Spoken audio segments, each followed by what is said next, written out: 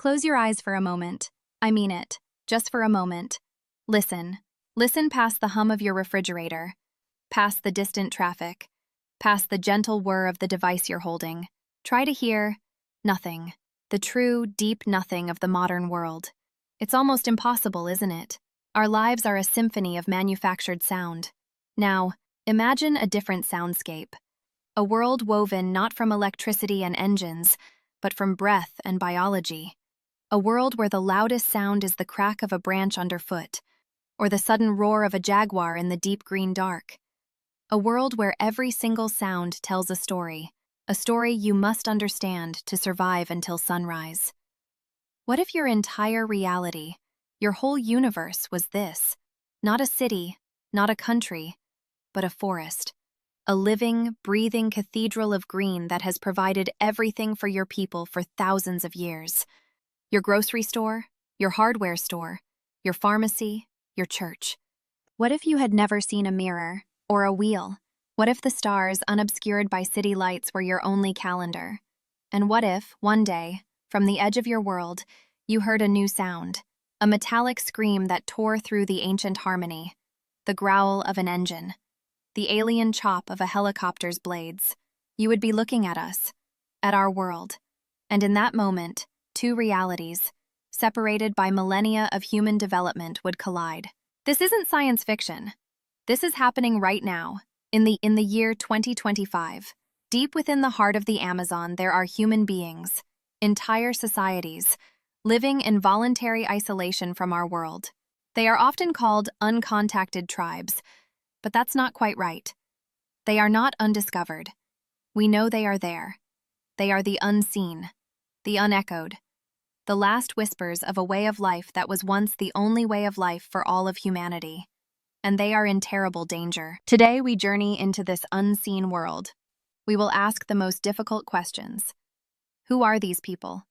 What is their life really like? And what right, if any, do we have to interfere? This is a story about them, but you will find it is also, profoundly, a story about us. For most of our species' history, for something like 99% of our time on this planet, we were all uncontacted. We lived in small nomadic bands. We were hunters, gatherers, intimately connected to the earth beneath our feet. Our world was as large as our feet could carry us. Our knowledge was a library of oral traditions, passed down through generations, a tapestry of stories, songs, and deep ecological wisdom. This was the blueprint for Homo sapiens. It is the world that shaped our minds, our bodies, our very essence. And in a few precious, shrinking pockets of our world, that blueprint is still a lived reality. The Amazon rainforest, the lungs of our planet, is the last great sanctuary for these isolated peoples. It's a vast, complicated, and often impenetrable landscape. At nearly 7 million square kilometers, it is a world unto itself. When we say isolated or uncontacted, it's a term of convenience. As the organization Latin American Geopolitics points out, these groups are not living in a state of blissful ignorance. They are aware of the outside world. They have likely seen airplanes, heard motors, and found the detritus of our civilization washed up on their riverbanks. Their isolation is a choice, a deliberate retreat. Often, it is a decision born from trauma. The history of contact in the Amazon is written in blood and tears. From the first European arrivals, contact meant disease, slavery, and massacre. During the rubber boom of the late 19th and early 20th centuries, it is estimated that tens of thousands, perhaps hundreds of thousands, of indigenous people were enslaved and worked to death to feed the world's hunger for rubber. The ancestors of today's isolated groups were the survivors of this apocalypse. They saw what civilization brought. They witnessed the violence, the greed, and the plagues of unknown illnesses, and they fled. They went deeper into the forest, seeking refuge in the most inaccessible regions, choosing isolation as a strategy for survival. So when we look at them, we are not looking at primitive people. We are looking at the descendants of refugees, the keepers of a profound and tragic memory. Their isolation isn't a lack of progress. It's a conscious rejection of it based on historical precedent. Today, it's estimated there are over 100 such groups remaining in the Amazon. Most are in Brazil, protected, at least on paper, by the government agency FUNAI. Their policy, for decades, has been one of no contact, to locate the groups, monitor them from a distance, and protect their land from encroachment. Peru also has a significant number of isolated peoples, including groups like the Mashco-Piro and the Isconahua. Colombia, Bolivia, Ecuador, they all hold fragments of this other humanity within their borders. But what does a group even mean? It could be a thriving community of a few hundred people, or it could be a single family. Or, in one heartbreaking case, it was just one man. He was known as the Man of the Whole. He was the last survivor of his tribe, living alone in the Brazilian state of Rondônia for at least 26 years after his people were likely wiped out by ranchers and loggers in a series of attacks starting in the 1970s. Funai monitored him from afar. He hunted. He tended small gardens of papaya and corn, and inside every one of his straw huts he dug a deep, narrow, rectangular hole. No one knows why. Was it a spiritual practice? A way of trapping animals? Or a bunker, a foxhole? A memory of the attack that killed his family. He consistently and fiercely rejected all attempts at contact. He would shoot arrows at outsiders and helicopters. He wanted to be left alone. In 2022, he was found dead in his hammock, having died of natural causes. He maintained his solitude to the very end. His story is a gut-wrenching symbol of this entire issue: the profound loneliness, the fierce independence, and the finality of extinction. When he died, a language died. A culture died.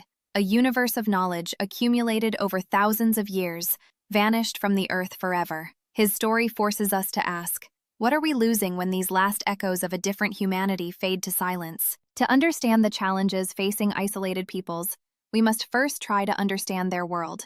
We cannot interview them. We cannot ask them about their hopes and fears. So what follows is a tapestry woven from distant observations, the knowledge of neighboring, recently contacted tribes, and the science of anthropology. It is a respectful attempt to imagine a day in their life. The day begins not with an alarm clock, but with the changing light and the symphony of the jungle waking up. Life is communal. Privacy as we know it is a foreign concept. The family, the clan, the group. This is the fundamental unit of society. A Shabono like this might house 100 people. It's a single, shared home, a microcosm of their society. Shelter is practical, built entirely from the forest. Palm leaves for the roof, vines for lashing, sturdy wood for the posts. These structures are not meant to last forever, any more than a bird's nest is. When the resources in an area are depleted, or when a death pollutes the home spiritually, they may abandon it, burn it, and build anew somewhere else. They are nomads, treading lightly on the earth. Survival depends on the hunt. The men are masters of tracking, mimicry, and ballistics. Their primary weapon is the bow and arrow. These are not simple toys. They are sophisticated pieces of technology, perfected over generations. The wood for the bow is carefully selected for its flexibility and strength. The arrow shafts are straightened over a fire, and some arrows are tipped with poison, curare, a substance made from a complex recipe of plants. It's a neurotoxin that paralyzes the prey. The knowledge to create it, which plants to use, how to cook them, in what proportions, is a form of chemistry, a piece of intellectual property passed down from father to son. The hunt is a silent, patient art. They might track a tapir, the Amazon's largest land mammal, for days. They hunt peccaries, a type of wild pig, in groups. They use blowguns with tiny, poison-tipped darts to hunt monkeys and birds in the high canopy, a weapon that requires incredible lung power and precision. Let's consider the physics for a moment. A typical Amazonian hunting bow can have a draw weight of over 50 pounds. To accurately propel a 5-foot arrow, the archer must intuitively solve a complex physics problem with every shot. Let's say the target, a monkey, is at a height h and a horizontal distance d. The arrow is fired at an angle theta, with an initial velocity v. Neglecting air resistance for a moment, the arrow's trajectory would be described by the equations x of t equals v cosine theta times t, and y of t equals v sine theta times t minus 1/2 gt squared. The hunter must choose the angle and velocity to ensure that the arrow hits the target. To do this instinctively, with a living, moving target, is a skill that borders on the supernatural for us. It is, for them, the act of getting food. While the men are gone, the women are the center of the community's life. Women are seen tending gardens, weaving baskets, and caring for children. One woman uses a large, rough stone to grind yucca root. While the men often provide the protein, the women are the backbone of the community, providing the bulk of the daily calories through gathering and small-scale agriculture. They are the botanists, the weavers, the doctors.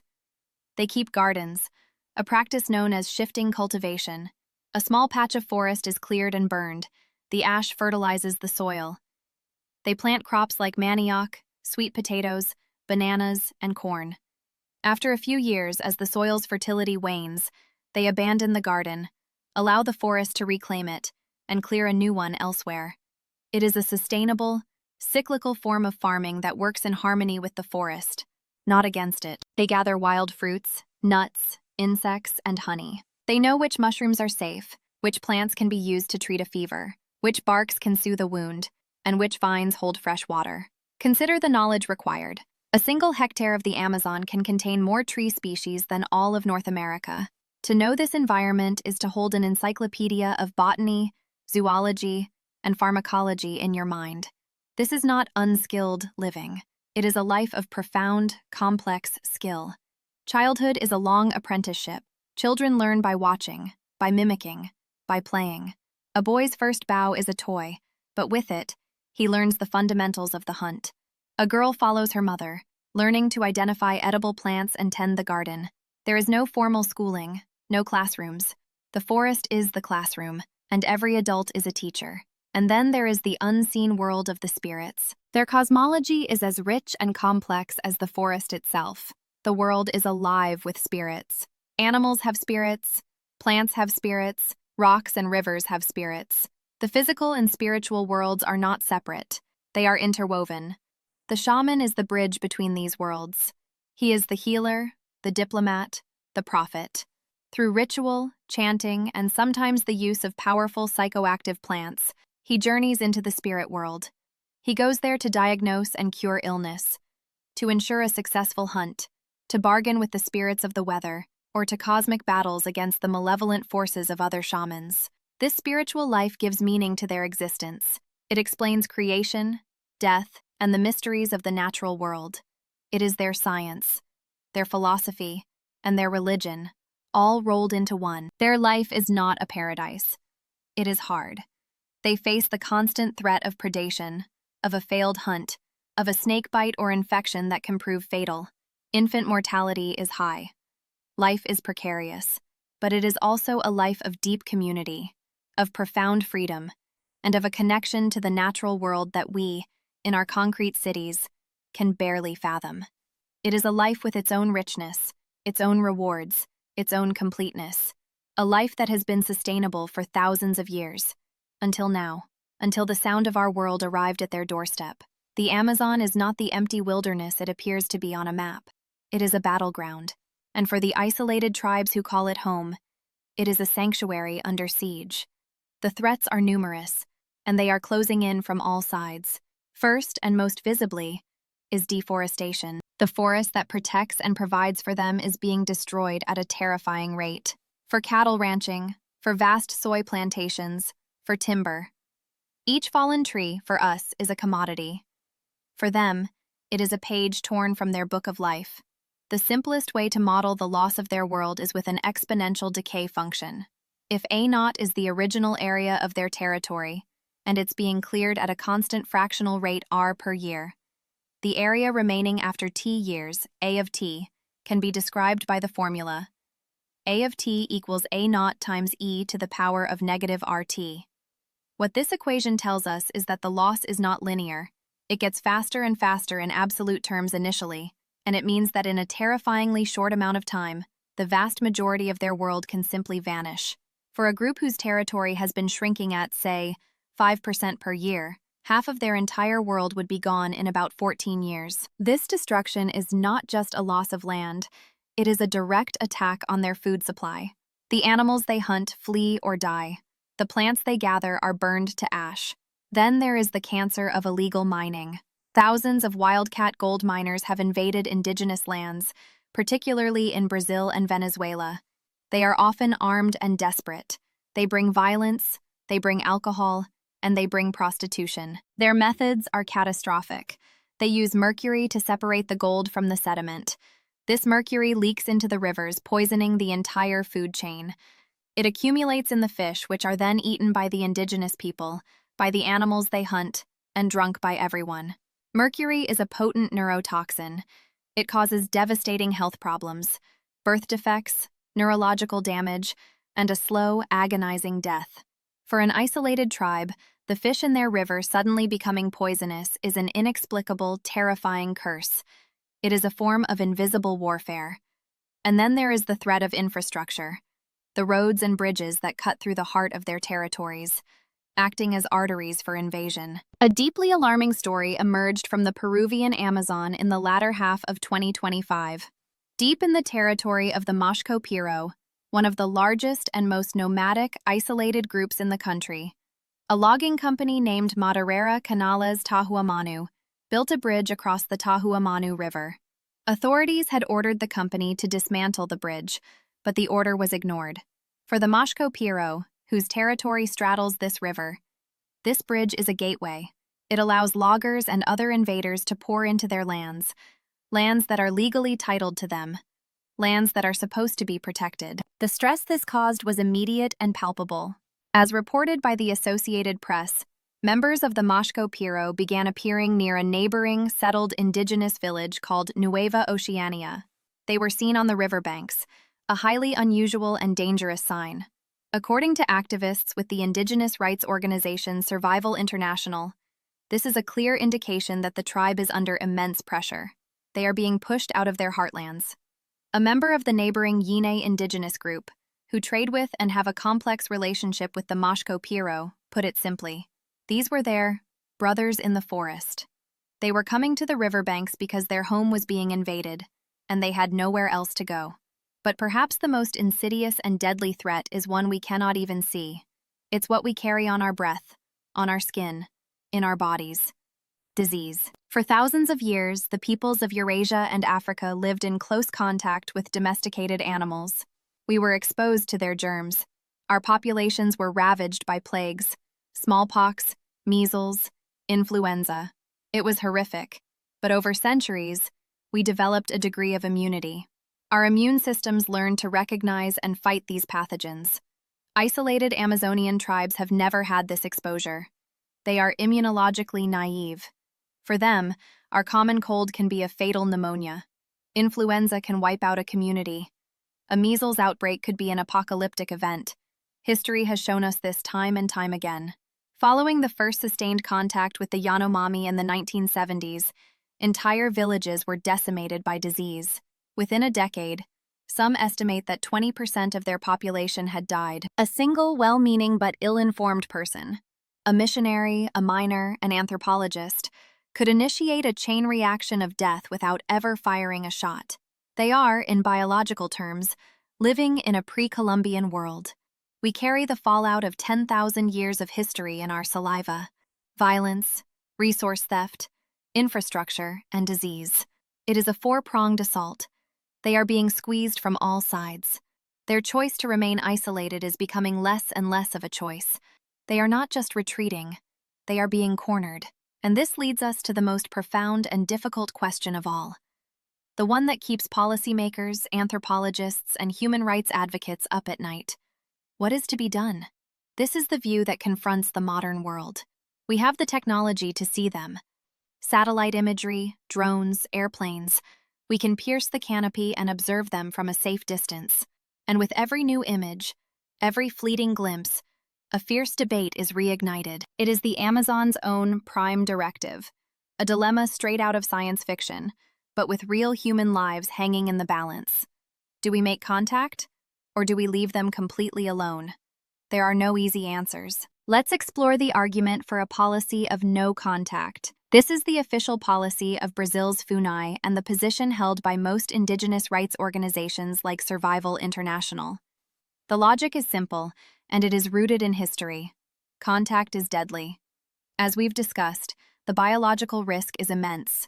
Proponents of no contact argue that initiating contact for any reason is to knowingly risk committing ethnocide. It's playing God with a loaded gun. Beyond disease, There's the cultural devastation. Contact inevitably means the assimilation of the weaker culture by the dominant one. Their language, after a few generations, would be replaced. Their spiritual beliefs, dismissed as superstition. Their intricate knowledge of the forest would be deemed useless in a world of supermarkets and cash economies. Imagine trying to explain the global stock market to a man who believes the forest itself is a living, conscious entity. The chasm between realities is too vast. To force them into our world would be to strip them of their identity, their autonomy, and their dignity. The no-contact policy, therefore, is not about ignoring them. It's about creating a shield. It involves mapping their lands, legally demarcating them as protected indigenous territories, and then actively guarding those borders against all incursions. It says, "This is your land. We will not enter, and we will do our best to ensure no one else does either." It is an act of profound respect. It honors their right to self-determination, their choice to live as they have for millennia. But then, there is the other side of the argument, a position that is gaining traction out of a sense of desperation. The argument for a carefully controlled, planned contact. The shield is failing. The reality of 2025 is that the loggers, miners, and missionaries are getting through. The borders are too vast. The governments often too corrupt or underfunded to secure these territories effectively. So, the question becomes, is it more humane to leave them alone to be slowly poisoned by mercury, to have their children shot by loggers, and to eventually catch diseases from these uncontrolled violent encounters? Or is it more humane to intervene? This argument, put forth by a minority of anthropologists and officials, suggests that since contact is now inevitable, it is better for it to happen on our terms, not the miners' terms. A planned contact would be a massive, expensive, and ethically fraught undertaking. It would begin with a long period of distant observation. Then, a specialized team, doctors, linguists, anthropologists, and crucially, members of other related indigenous groups, would make a peaceful approach. The first priority would be healthcare. A full-scale, long-term vaccination campaign would be launched to buffer them against the inevitable wave of diseases. Medical teams would need to be on standby for years, ready to treat outbreaks. Simultaneously, a process of cultural exchange would begin, mediated by their settled indigenous relatives who can bridge the linguistic and cultural gap.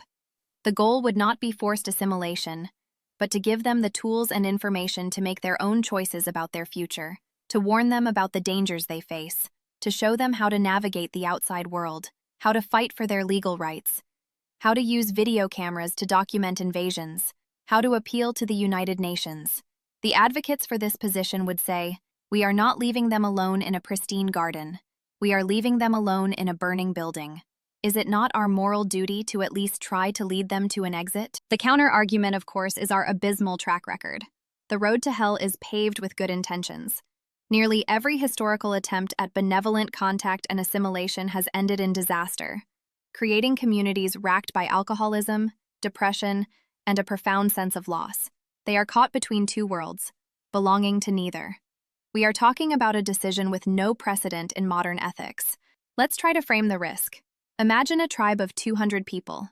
Let's say historical data suggests the probability of a catastrophic disease outbreak from uncontrolled contact with miners is very high, maybe 90%. A perfectly executed planned contact, with years of medical support, might reduce that probability to 20%. The choice might seem clear, but this simple math ignores the near certainty of cultural devastation.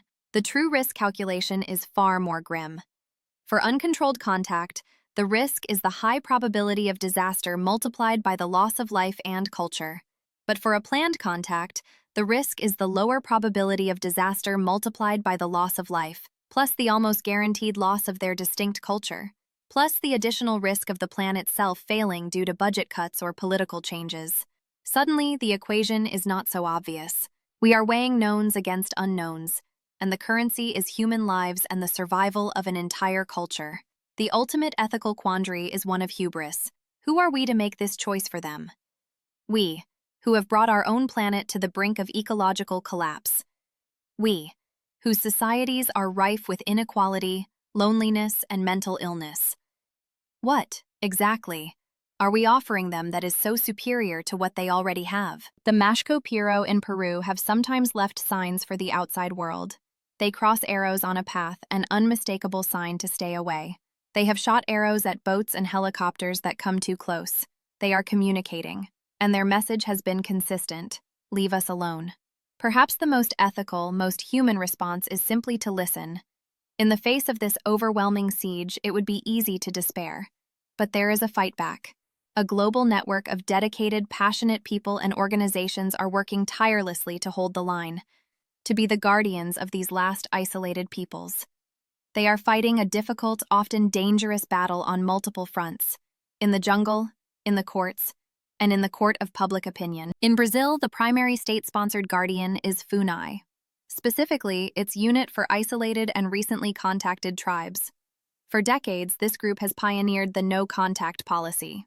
Their teams are composed of hardened sertanistas, or Amazonian explorers, anthropologists, and indigenous experts. Their work is like something out of a geopolitical thriller. They mount long, arduous expeditions, not to make contact, but to find evidence of isolated groups: footprints, abandoned camps, gardens. Their goal is proof of existence. Once a group's presence is confirmed, the hard work begins. They must map the extent of the group's territory. How far do they roam to hunt? Where are their sacred sites? This data is crucial. It is used to lobby the government to create a legally protected indigenous territory. This legal demarcation is the group's best hope for survival. Once a territory is officially recognized, it grants the indigenous inhabitants exclusive use of its natural resources and makes incursions by outsiders illegal. But a law on paper and a reality on the ground are two different things. FUNAI also runs patrol posts, often in incredibly remote locations, to monitor and evict invaders. These posts are chronically underfunded and understaffed. The agents face constant threats from enraged loggers and miners. It is a lonely, dangerous job on the front lines of a forgotten war. Crucially, the fight is increasingly being led by indigenous people themselves. Organizations like COIAB in Brazil and FENAMAD in Peru are powerful political forces. They represent hundreds of different indigenous groups, both contacted and uncontacted. They understand the stakes better than anyone. As Dabi Nishida of the Yin people stated in the case of the Mashco-Piro, there is a sense of kinship, of being brothers in the forest. Settled indigenous groups often act as a buffer zone, the first line of defense for their isolated relatives deeper in the jungle. They are now adopting modern tools to protect ancient worlds. They use drones to spot illegal deforestation, GPS to map their territories, and social media to broadcast invasions to a global audience. They have become savvy political operators, lawyers and activists, fighting for their rights in the halls of government in Brasilia and Lima, and in international forums in Geneva and New York. Their message is powerful and direct. We are the original guardians of this forest. Empower us to protect it, and we will protect our isolated brothers and our shared future. And then there are the international allies. Organizations like Survival International have been campaigning for the rights of tribal peoples for over 50 years. They operate on a simple principle: that the best people to decide the future of indigenous communities are the indigenous communities themselves. They are masters of public advocacy. They operate on a shoestring budget, yet they manage to make these forgotten stories front-page news. They investigate reports of violence and land theft, often using a network of local contacts to get information that governments would rather suppress. They then use this information to launch global campaigns. They write letters, they generate petitions, they lobby governments and corporations. They name and shame the companies involved in the destruction. They were instrumental in bringing the world's attention to the logging bridge on Peru's Tahua Manu River, forcing a response from the authorities. Their role is to amplify the voices of the voiceless, to be a megaphone for the tribes and their local allies. They create political pressure that a government in a far-off capital can't easily ignore. When you sign one of their petitions online, you are adding your voice to a global chorus demanding action. You become, in a small but meaningful way, part of the protective shield. This alliance, government field agents on the ground, organized indigenous communities, and international activists, is the shield. It is fragile. It is constantly under attack from powerful economic and political interests, but it is all that stands between the isolated tribes and annihilation. The work of these guardians is not about preserving a human zoo. It is not about romanticizing poverty or trapping people in the past. It is about a fundamental principle of human rights, the right of a people to choose their own destiny, free from violence and coercion. It is about defending their lives, their lands, and their choice to simply be. This battle exposes a deep hypocrisy in our global system. We have international laws protecting biodiversity, treaties on climate change, and conventions on human rights. Yet, on the ground, the economic incentive to destroy the forest and the people who protect it often proves more powerful. The fate of the isolated tribes is therefore a barometer of our own seriousness as a global community. If we cannot protect them, if we cannot enforce our own laws and uphold our most cherished values in this clearest of cases, what does that say about our commitments to anything else? We have journeyed into a world of shadows and whispers. We have seen a way of life that is both profoundly alien and deeply familiar. We have witnessed the forces of our own world laying siege to this last sanctuary. We are left now with the final and most important question: why should this matter to us? To an older person, someone who has witnessed the incredible arc of change in the 20th and 21st centuries, from the Cold War to the internet, from the first man on the moon to the sequencing of the human genome, why should the fate of a few hundred people in a distant forest command our attention? The answer, I believe, is because their story is a mirror. In their faces, in their struggle, we see a reflection of ourselves, of our past, and of a future we are blindly creating. First, they reflect our lost connection. Their lives are a testament to an intimacy with the natural world that we have almost completely severed. Their knowledge is not stored on a hard drive. It is embodied, lived, and breathed. They don't just know about the forest, they are of the forest.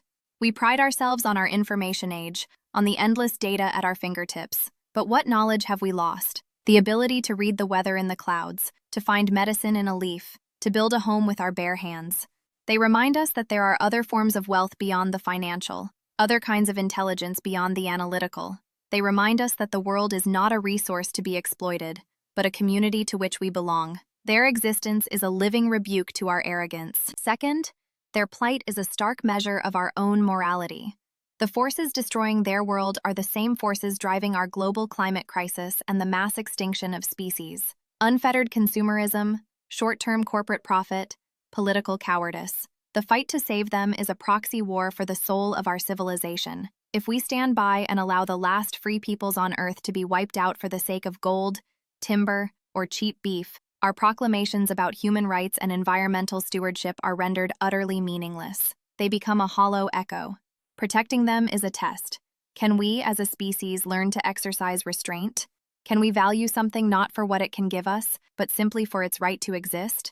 If we fail this test, a test with a clear right and wrong answer, it signals that we are likely to fail the larger, more complex tests of climate change and global cooperation. Their extinction would be a symptom of our own moral decay. Third, they are the key to a library of human potential we are about to burn without reading. Each isolated group is a unique experiment in being human. For thousands of years, they have developed unique social structures, unique spiritual beliefs, and unique languages. A language is not just a collection of words. It is a vessel for a unique way of seeing the world. When a language dies, a world dies with it. And what about their knowledge of the forest? Their ethnobotanical expertise is unparalleled. It is estimated that over a quarter of modern medicines originated from rainforest plants. How many potential cures for cancer, for Alzheimer's, for diseases we haven't even encountered yet, are held in the memory of a shaman who we are allowing to be silenced? The genetic diversity they hold is also invaluable. They are a branch of the human family tree that has remained separate for centuries, perhaps millennia. Their DNA holds a story about human adaptation, migration, and resilience. To let them vanish is to tear out a chapter of our own origin story. Finally, and perhaps most personally for those of us who have lived long enough to see the world change, they are a memento of what it means to be truly free. Their lives are hard, yes. They are not a romantic utopia, but they are free from the tyrannies of our modern world, free from the endless pressure to earn, to consume, to conform, free from the anxiety of the 24-hour news cycle, the addiction of social media, the crushing weight of a mortgage, free from the existential dread of a world teetering on the edge of its own self-made catastrophes. They are the last people on Earth who do not know who we are. And in that, there is a strange, heartbreaking purity. Their existence poses a final, haunting question to each of us. As we sit here, surrounded by the marvels and the anxieties of our civilization, who is truly the more advanced? And who is truly the more impoverished? The unseen world of the Amazon is not a separate reality. It is the foundation upon which our own world was built, a foundation we are now dynamiting. Protecting them, protecting their forest, is not an act of charity. It is an act of profound self-interest. It is about deciding what kind of species we want to be. It is about preserving the full, astonishing, and sometimes terrifying spectrum of what it means to be human. Their future is in our hands, and their fate will be our mirror.